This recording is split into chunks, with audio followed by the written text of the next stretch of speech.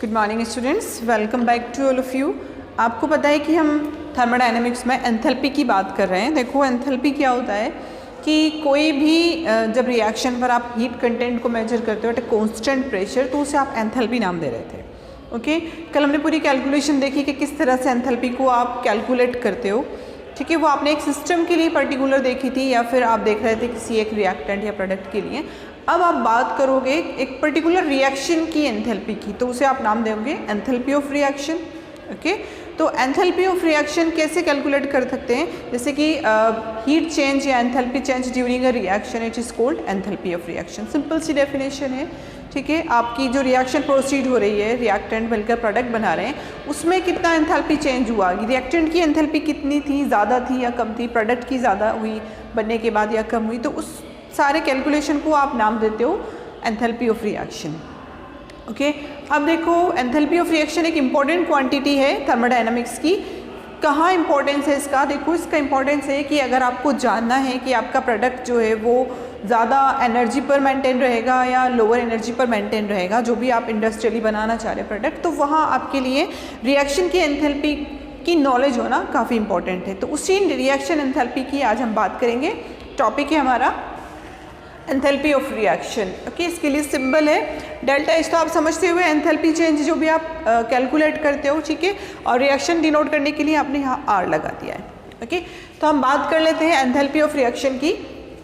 The enthalpy change during a reaction. Okay, किसी भी reaction के ड्यूरेशन में जो भी एंथैल्पी चेंज हो रहा है उसे आप नाम देते हो एंथैल्पी ऑफ रिएक्शन। सिंपल सी डेफिनेशन है। अब मैथमेटिकल एक्सप्रेशन अगर आप देखो तो देखो इट इज़ द, कैसे निकालते हो आप इसको? Sum of enthalpies of product minus sum of enthalpies of reactant. जो भी आपकी प्रोडक्ट की एंथैल्पी थी, अब वो कम थी रिएक्टेंट से या ज़्यादा थी, डजंट मैटर, आप उनका समेशन करोगे। जितने भी प्रोडक्ट्स बने हैं आपके, 2, 3, 1 बनाए, तो उसका आप एंथैल्पी लोगे प्रोडक्ट का और माइनस कर दोगे उसमें से sum of enthalpies of reactant. Reactant की जो भी एंथैल्पी थी, अब रिएक्टेंट की एंथैल्पी ज़्यादा हो सकती है प्रोडक्ट से या कम हो सकती है, वो नहीं देखना। हमें क्या करना है, प्रोडक्ट की एंथैल्पी आप कैलकुलेट करोगे, उसमें से माइनस कर दोगे रिएक्टेंट की एंथैल्पी को, तो ओवरऑल आपकी जो पूरी रिएक्शन है उसका आपके सामने क्या आ जाएगा, एंथैल्पी कैलकुलेट होकर आ जाएगी।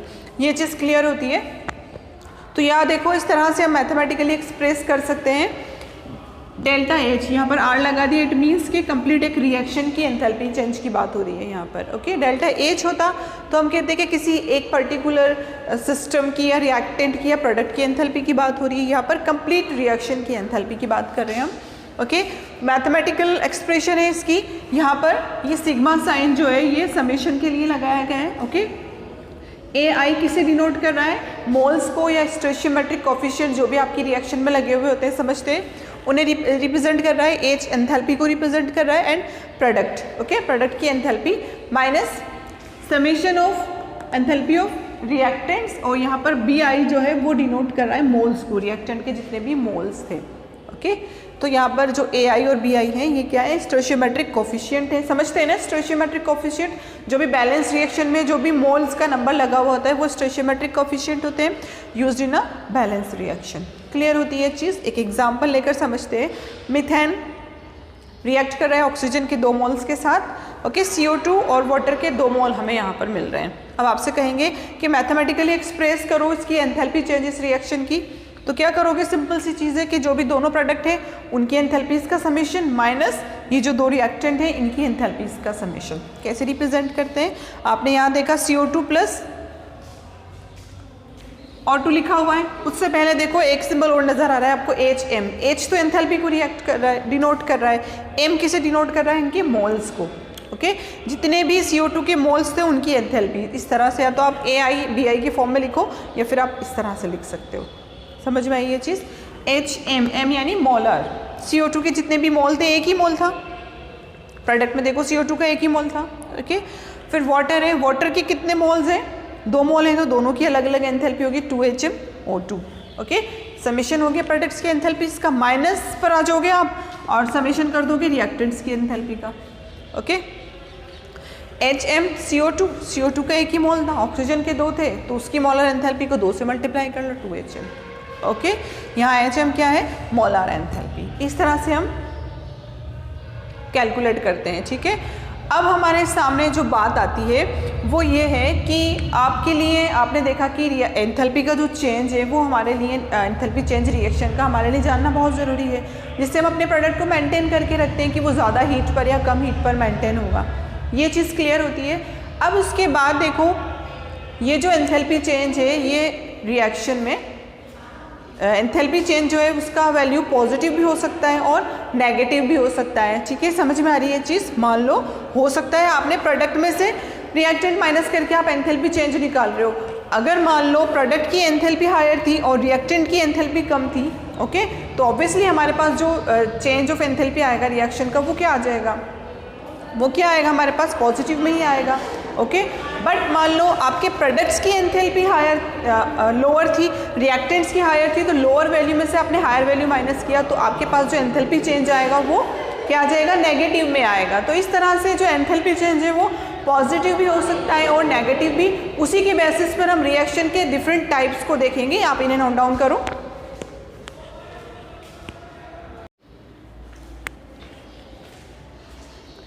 एंथैल्पी ऑफ रिएक्शन हमने समझा कि किस तरह से हम कैलकुलेट करते हैं प्रोडक्ट की एंथैल्पी में से रिएक्टेंट की एंथैल्पी को हमें माइनस करना होता है, तो हमें टोटल रिएक्शन की जो एंथैल्पी है वो मालूम चलती है। ठीक है, अब एंथैल्पी ऑफ रिएक्शन हमारे लिए इसलिए ज़रूरी है कि हमें वहाँ पर क्या देखना होता है, उससे टाइप ऑफ रिएक्शन हमें पता चलता है। जैसे देखो आप जनरली एक जर्नल सा फार्मूला, मैथमेटिकल फार्मूला की हम बात नहीं कर रहे, जर्नल सा फार्मूला अगर आप एंथैल्पी ऑफ रिएक्शन के लिए देखो तो किस तरह से लिख सकते हो, HP minus HRH enthalpy of product minus enthalpy of reactant. Simple सा फॉर्मूला है। अब एक चीज़ ध्यान में रखो कि ये जो डेल्टा H है, ये जो एंथैल्पी ऑफ रिएक्शन है, इसका वैल्यू इस फॉर्मूले के बेसिस पर दो तरह से आ सकता है, पॉजिटिव भी आ सकता है और नेगेटिव भी। पॉजिटिव कब आएगा, जब आपके प्रोडक्ट का एंथैल्पी हायर होगा एज कम्पेयर टू रिएक्टेंट, तो ऑब्वियसली डेल्टा H की वैल्यू क्या आ जाएगी, पॉजिटिव आएगी। बट मान लो रिएक्टेंट का आपने कैलकुलेट किया, रिएक्टेंट्स का एंथैल्पी हायर निकला, प्रोडक्ट्स का एंथैल्पी कम था, तो उस बेसिस पर आपकी जो ओवरऑल रिएक्शन ऑफ एंथैल्पी है उसका वैल्यू क्या आएगा, नेगेटिव आएगा। ये चीज़ हमें समझ में आती है। तो उस बेसिस पर हम पॉजिटिव और नेगेटिव बेसिस पर हम दो तरह की रिएक्शंस का टाइप हम देखेंगे। जैसे देखो डेल्टा H का वैल्यू, जो भी आपका रिएक्शन लगा दो, कंफ्यूज नहीं होगे। ओके, रिएक्शन की एंथैल्पी का वैल्यू पॉजिटिव आया। Okay, positive value it means के energy absorb during reaction. Positive तभी तो हुई, एंथैल्पी तब पॉजिटिव होगी जब आप एब्जॉर्ब करोगे। ओके, तभी तो बढ़ेगी आपकी एंथैल्पी। समझ में आ रही है चीज़। इट मीन्स कि एनर्जी क्या की गई, अब्जॉर्ब की गई। क्लियर होती है चीज़। पॉजिटिव एंथैल्पी का जहाँ डेल H का वैल्यू पॉजिटिव लिखा जाए वहाँ आप डेफिनेट आप श्योर रहोगे कि एनर्जी क्या हुई है, अब्जॉर्ब हुई है इस रिएक्शन में। ओके, अब अब्जॉर्ब होने के बाद क्या हुआ, आपको ये चीज़ यहाँ पता चलती है, अब्जॉर्ब हुई, रिएक्टेंट ने अब्जॉर्ब की, तो रिएक्टेंट ने अब्जॉर्ब की कि हाईली एनर्जेटिक हो गए रिएक्टेंट और उन्होंने इजीली कहाँ ट्रांसफ़र कर दी, उसको प्रोडक्ट को ट्रांसफ़र कर दी। ओके, रिएक्टेंट एनर्जेटिक हो जाएंगे तो वो किसी काम के नहीं रहेंगे, वो ऑटोमेटिकली प्रोडक्ट में कन्वर्ट होंगे। ओके, तो जो एनर्जी उन्होंने अब्जॉर्ब की थी वो कहाँ ट्रांसफ़र की, उन्होंने प्रोडक्ट्स की तरफ। तो एंथैल्पी किसकी हायर हो गई, प्रोडक्ट्स की हायर हो गई। समझ में आई ये चीज़। तो जब भी डेल्टा H का वैल्यू पॉजिटिव लिखा आएगा आप समझोगे कि एनर्जी अब्जॉर्ब हुई है और किसकी हायर हो गई, प्रोडक्ट्स की एनर्जी हायर हो गई एज कम्पेयर टू रिएक्टेंट, तभी तो हमारा डेल्टा H का वैल्यू पॉजिटिव आएगा। ये चीज़ क्लियर। फिर उसके बाद टाइप ऑफ रिएक्शन आप कहोगे एंडोथर्मिक रिएक्शन। एंडो यानी अंदर, रिएक्शन में एनर्जी ली गई है, रिलीज नहीं की गई, रिएक्शन में एनर्जी अब्जॉर्ब की गई है, इसीलिए उस रिएक्शन के टाइप को आप नाम देते हो एंडोथर्मिक रिएक्शन।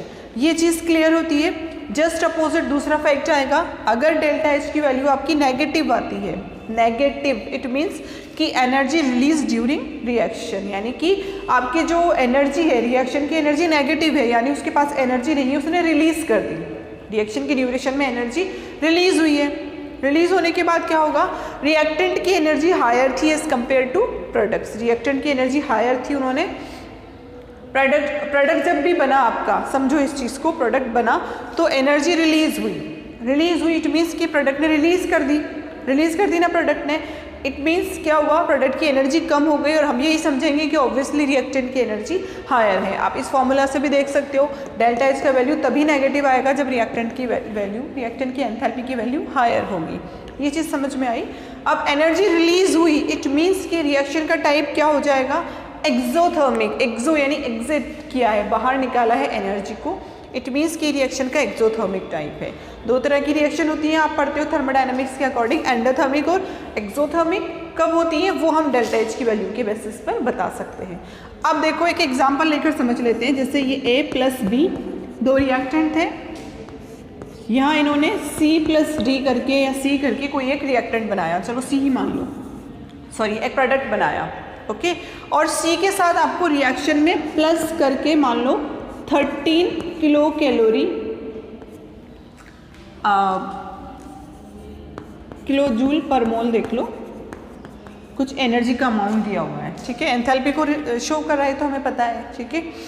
तो अब आप क्या कहोगे, इसको देखकर, इस वैल्यू को देखकर 13 किलो जूल पर मोल एनर्जी आपको पता है यहाँ पर लिखी हुई है, वो रिलीज हुई है या अब्जॉर्ब हुई है, वो कैसे पता लगाओगे? पॉजिटिव साइन, पॉजिटिव साइन देखकर तो आप यही कहोगे कि डेल्टा एच का वैल्यू क्या है, यहाँ पर पॉजिटिव है, यही कहोगे?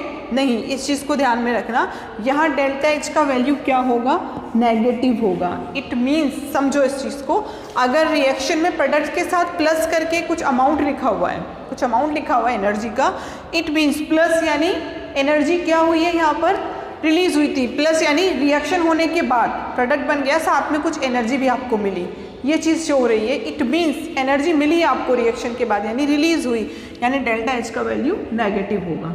यहाँ बच्चे बहुत कंफ्यूज होते हैं। और फिर दूसरा एग्जांपल देख लो, मान लो A प्लस बी इन्होंने रिएक्शन किया था, C, ओके, प्रोडक्ट आपका बना। अब यहाँ माइनस करके 13 किलो जूल पर मोल एनर्जी का अमाउंट लिखा हुआ है, माइनस, इट मीन्स तो आप ये अब तो नहीं समझोगे आपकी एंथैल्पी का वैल्यू नेगेटिव है।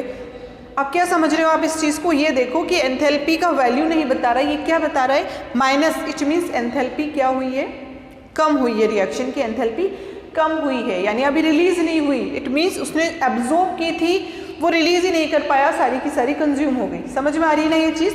नेगेटिव में लिखा हुआ है वैल्यू रिएक्शन के साथ ही, आपकी रिएक्शन का एक्सप्रेशन है उसी के साथ पॉजिटिव और नेगेटिव लिखा हुआ है, उसको समझना है आपको। नेगेटिव इट मीन्स कि रिएक्शन की एनर्जी क्या हुई है, कम हुई है, इट मीन्स रिलीज नहीं हुई, अब्जॉर्ब हुई थी। अब्जॉर्ब होने पर डेल्टा एच का वैल्यू क्या होता है, पॉजिटिव होता है। इस तरह से इन दो फैक्ट में बच्चे कंफ्यूज होते हैं। यहाँ से तो बच्चे लर्न कर लेते हैं कि डेल्टा एच का वैल्यू पॉजिटिव यानी एंडोथर्मिक रिएक्शन है, डेल्टा एच का वैल्यू नेगेटिव यानी एक्सोथर्मिक रिएक्शन है। बट यहाँ रिएक्शन के साथ प्लस माइनस आता है तो उनका साइन कन्वेंशन ध्यान में रखना है आपको, ठीक है। अब ये रिएक्शन कैसी होगी, डेल्टा एच नेगेटिव होती एक्सोथर्मिक हो जाएगी।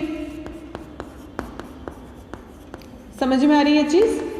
और ये यहाँ नेगेटिव वैल्यू है, इट मीन्स एनर्जी कम हुई है, यानी डेल्टा एच का वैल्यू पॉजिटिव रहा होगा यहाँ, तो रिएक्शन हमारी एंडोथर्मिक हो जाएगी। बस ये फैक्ट आप ध्यान में रखना, आपका कोई क्वेश्चन यहाँ पर गलत नहीं होगा। और क्वेश्चन किस टाइप के आते हैं वो भी हम देख लेंगे, इसको आप नोट डाउन कर लो।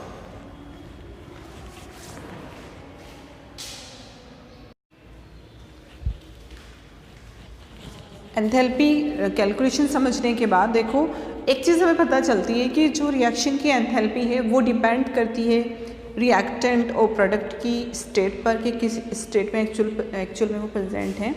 और एंथैल्पी डिपेंड करती है उनके एलोट्रोप्स पर। अगर मान लो आपने कार्बन की हम बात करें तो कार्बन के एलोट्रोप्स ग्रेफाइट भी है, डायमंड भी है, आपने कौन सा एलोट्रोप लिया है उस पर डिपेंड करेगी एंथैल्पी।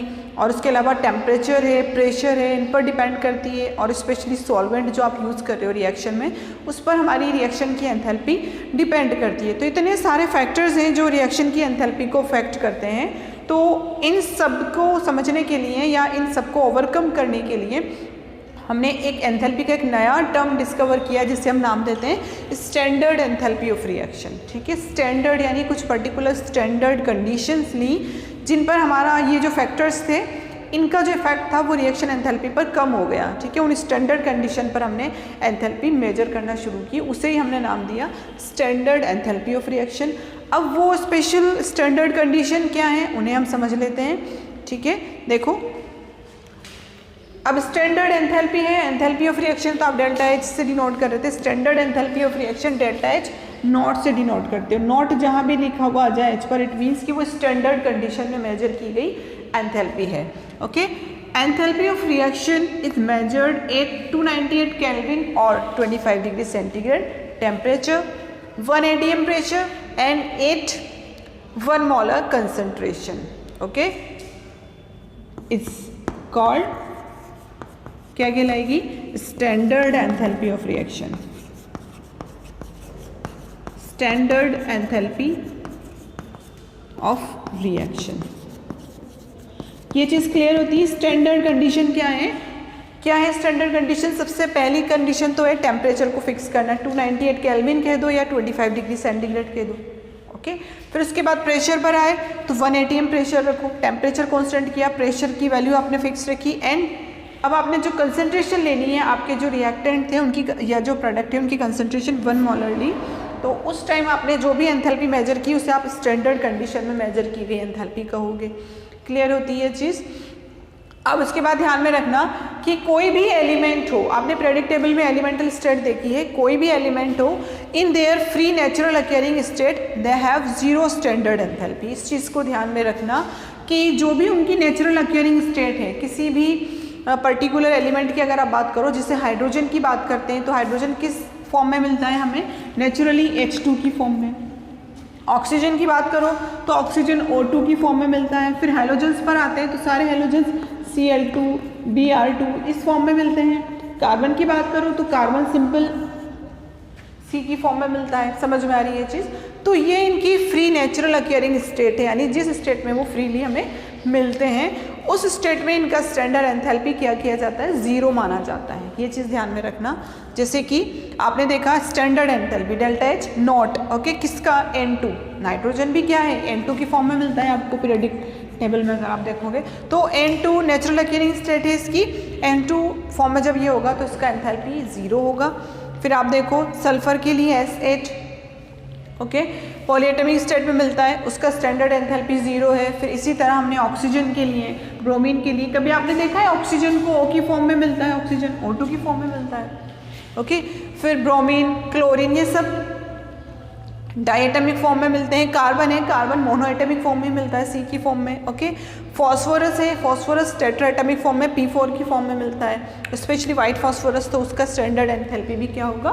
जीरो होगा। बस ये चीज़ ध्यान में रखना। आपको अगर पता है कि नेचुरल अक्यरिंग स्टेट किसी पर्टिकुलर एलिमेंट की क्या है तो उसके अकॉर्डिंग आप कह सकते हो कि उसका स्टैंडर्ड एंथैल्पी क्या होगा? जीरो होगा। अब ये स्टैंडर्ड एंथैल्पी कहाँ आपको हेल्प करेगा? जैसे मान लो आपने कोई रिएक्शन है आपकी, ओके, आपको रिएक्शन लिखी हुई दे दी, फिर आपसे पूछा कि इसकी स्टैंडर्ड एंथैल्पी बताओ रिएक्शन की, तो स्टैंडर्ड एंथैल्पी आते ही आप समझ जाओगे कि हाँ स्टैंडर्ड कंडीशन में हमसे बात कर रहा है। ठीक है, तो फिर आपके सामने आपने देखा उसमें कोई रिएक्टेंट या प्रोडक्ट ऐसा प्रेजेंट है जो उसकी नेचुरल अक्यरिंग स्टेट में प्रेजेंट है। समझ में आ रही है चीज़? जैसे आप समझो ऑक्सीजन की बात कर रहे थे हम, ठीक है, ऑक्सीजन O2 की फॉर्म में मिलता है नेचुरली, बट अगर आप इसको H2O की OH2O में देखोगे तो क्या अपनी नेचुरली अक्यरिंग स्टेट में है क्या? O2 में नहीं है ना। समझ में आ रही है चीज़? तो हम कहेंगे कि यहाँ इसकी स्टैंडर्ड एंथैल्पी जीरो नहीं होगी क्योंकि अपनी नेचुरल अक्यरिंग स्टेट में नहीं है, ये तो फ्री स्टेट में भी नहीं है, ये तो कंबाइन हो गया ना H2 के साथ। फिर आप सोचो कि H2 तो H2 की फॉर्म में है, तो क्या इसकी स्टैंडर्ड एंथैल्पी जीरो होगी? नहीं, ये भी क्या हो गया? कंबाइन हो गया ऑक्सीजन के साथ, फ्री स्टेट में है, तब की बात कर रहे हैं हम। ठीक है, तो आप एक बार इसको नोट डाउन कर लो, फिर मैं एक एक्सप्लेनेशन दे देती हूँ जिससे आपको समझ में आएगा। देखो, जैसे हमारे पास कोई रिएक्शन है,